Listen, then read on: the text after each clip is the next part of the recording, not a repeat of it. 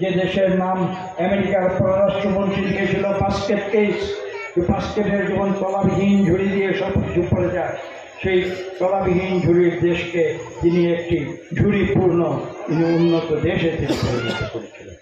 বাংলাদেশের অর্থনীতিকে নতুন করে গড়ে তুলেছিলেন।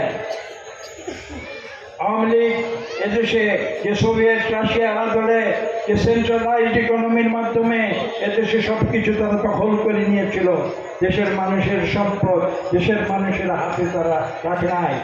সেভাবে তারা ৭২ থেকে ৭৫-এ তারা এদেশের অর্থনীতিকে পঙ্গু করে দিয়েছিল। সেখান থেকে মুক্ত করে শহীদ প্রেসিডেন্ট জিয়া রহমান ৭৫-এর পরে যখন এদেশের মানুষ ভালোবেসে তাকে পুনরায় এই দেশ পরিচালনার দায়িত্ব দেয়, তখন তিনি এই দেশকে একটি সুন্দর সুজলা সুফলা একটি খাল কাটার কথা আপনাদের মনে আছে, একটি সুজলা সুফলা দেশে পরিণত শুধু করেন না,